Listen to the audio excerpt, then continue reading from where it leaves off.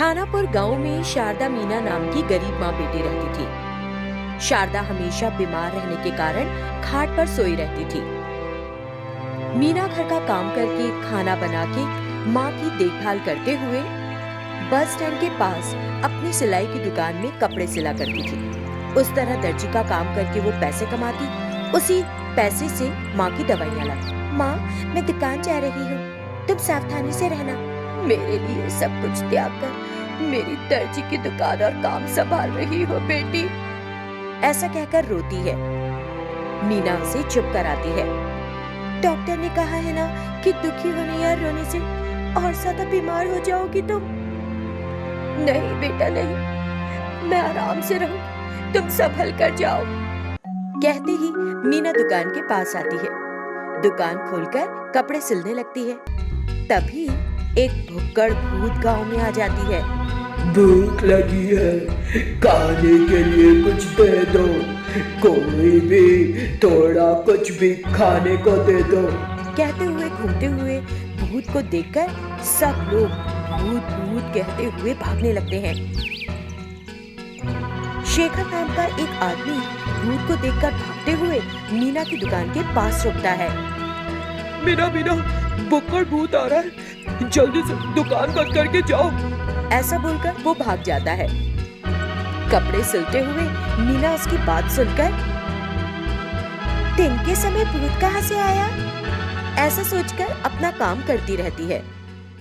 भूख भूख कहते हुए भूत को दुकान के पास आते हुए देखती है। देखो बेटी, मुझे बहुत भूख लगी है, तुम मुझे देखकर डर मत जाना। तुम्हारे पास भात है तो वो ही दे दो, पाव रोटी है तो वही दे दो, कुछ भी खाने को दे दो बेटी। इस तरह उसकी दयनीय स्थिति देखकर मीना का दिल पसीज जाता है। मीना अपने लिए लाया खाना उसे दे देती है। भूत मन भरकर खा लेती है।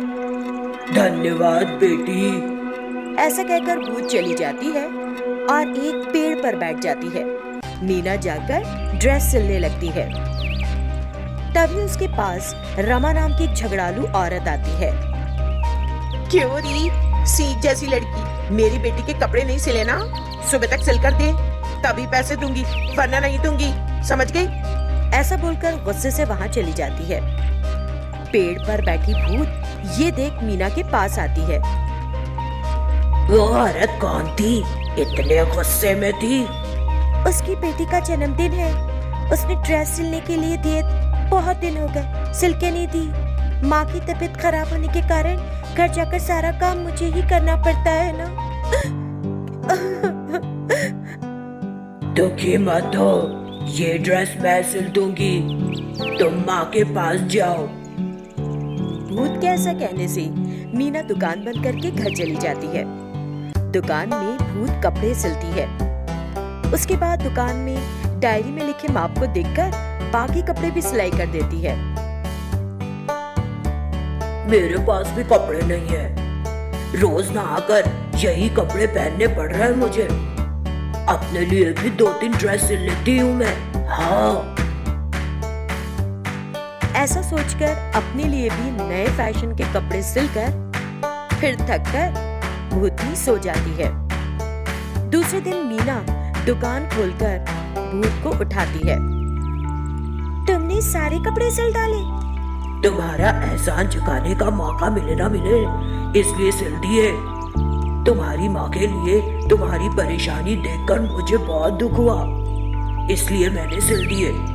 अब जिसके कपड़े उसको देकर पैसे ले लेना, उन पैसों से माँ को अस्पताल में दिखाओ मीना, ठीक है ना? उसका इलाज करा दो।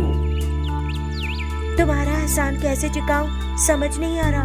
माँ की अच्छे से देखभाल करो। मैं दूर जंगल में बरगद के पेड़ पर रहती हूँ, कभी जरूरत हो तो मुझे आवाज देना, मुझे बुला लेना। ऐसा कहकर भूतनी चली जाती है। मीना खुशी से सबके कपड़े देकर पैसे लेती है। उन पैसों से माँ का अस्पताल में इलाज करवाती है। मणिपुर गांव में सरपंच दामोदर गांव वालों की समस्याओं को जानने के लिए एक सभा का आयोजन करता है। सब बैठे हैं। दामोदर स्टेज पर बैठा है। मेरे प्रिय ग्रामवासियों, मैंने पानी की समस्या दूर की, बड़े लोगों से बात करके स्कूल की मरम्मत करवाई, बेघर लोगों के लिए घर बनवा रहा हूँ। और कोई समस्या है क्या? महोदय, आपने गांव के आरएमपी डॉक्टर हैं, उनका रवैया ठीक नहीं। छोटी सी समस्या के लिए जाओ तो भी खूब सारी दवाइयाँ लिखकर पैसे भी ज्यादा ले लेता है हमसे। पैसे गए तो गए, बीमारी का भी तो 2 दिन बाद फिर वही हाल होता है, कम होता ही नहीं। कम नहीं हुआ करके फिर से जाओ तो खून की कमी है, ताकत नहीं कहकर जबरदस्ती सलाइन लगाने को कहता है, लगाकर फिर पैसे लेता है हमसे। ये बात का मुझे पता है, मेरे से भी इसी तरह पैसे लेता है, लेकिन हम कुछ नहीं कर सकते क्योंकि गांव में वही एक डॉक्टर है, शंकर डॉक्टर। इसलिए उसकी बात छोड़कर कुछ और हो तो बताओ। सब मौन रहते हैं। सरपंच और कोई समस्या नहीं सोचकर चला जाता है। इस तरह दिन गुजर रहे हैं। उस गांव का टीचर अरविंद अपनी पत्नी अंजलि को लेकर गांव आता है। अंजलि एक डॉक्टर है। वो सरपंच से पूछकर दवाखाना खोलती है। गांव वालों से अच्छे से बात करके कम दवा लिखकर कम फीस लेती है। इसलिए सब लोग शंकर के पास नहीं जाकर अंजलि के पास आने लगते हैं। शंकर की कमाई कम हो जाती है। तब वो अंजलि और अरविंद से बात करने जाता है। देखिए, आप एक शिक्षक है, आपकी तो बदली होती रहती है, आपकी पत्नी डॉक्टर है, लेकिन क्लिनिक तो मत खोलो। और हाँ, आपके पास आने वालों को आपकी दवाई काम नहीं आएगी कहकर मेरे पास भेज दो, आपको जितने चाहे उतने रुपए दूंगा। डॉक्टर का पेशा भगवान के बराबर है, हमें सबके साथ जीना है, ना कि अकेले जीना है। मैं आपकी इस बात से बिल्कुल सहमत नहीं हूँ, आप जा सकते हैं। ये सुनते ही शंकर गुस्से से उसकी बात न मानने पर मारने की धमकी देता है। तुरंत अंजलि पुलिस को फोन करती है। एसआई रविंद्र उनके पास आता है। अंजलि शंकर को गिरफ्तार करवा देती है। शंकर जेल जाता है। इस तरह दिन बीत जाते हैं। शंकर जेल से छूटकर आता है। अंजलि से बदला लेने की सोचता है। इस काम में किसी की मदद के लिए देख रहा होता है। एक दिन अरविंद शहर गया हुआ है। ये जानकर उस रात शंकर की बीवी सुशीला अंजलि को फोन करती है। हेलो, अरे शंकर की पत्नी हो, अरे ऐसा हो गया, अच्छा मैं आ रही हूँ। ऐसा कहकर फोन रखकर अंजलि फौरन शंकर के घर जाती है। शंकर पीछे से आकर अंजलि के सिर पर लाठी से मारता है। घर के पीछे गड्ढा खोदकर उसे गाड़ देता है। अरविंद पत्नी अंजलि बिना बताए कहाँ चली गई, ये सोचकर परेशान है। तभी अंजलि भूत बनकर अरविंद के पास आती है और उसे पूरी बात बताती है। गुस्से में मत आओ तुम, मैं उनसे बदला लेकर रहूंगी। ऐसा कहकर अंजलि का भूत गायब हो जाता है।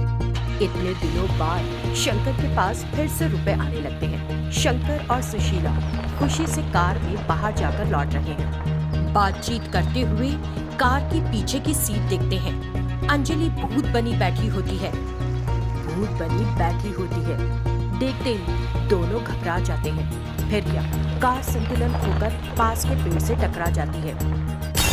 फर्स्ट एड बॉक्स के साथ भूत उनके सामने आती है और उनकी चोट पर दवा लगाती है। नहीं नहीं, हमें मत मारो। डरो मत, मैं तुम लोग को मारूंगी नहीं, क्योंकि तुम भी डॉक्टर ही हो, मैं भी डॉक्टर हूँ। हम ही एक दूसरे को मारे तो बचाने वाला कौन रहेगा? अब से तुम कम पैसों में लोगों का इलाज करके उनको बचाया करोगे। उनको बचाना है तुम्हें। अंजलि की आत्मा ऐसा कहती है। आत्मा शांत होकर वहां से चली जाती है। उसके बाद से शंकर अपना तरीका सही करके लोगों का इलाज करने लग जाता है।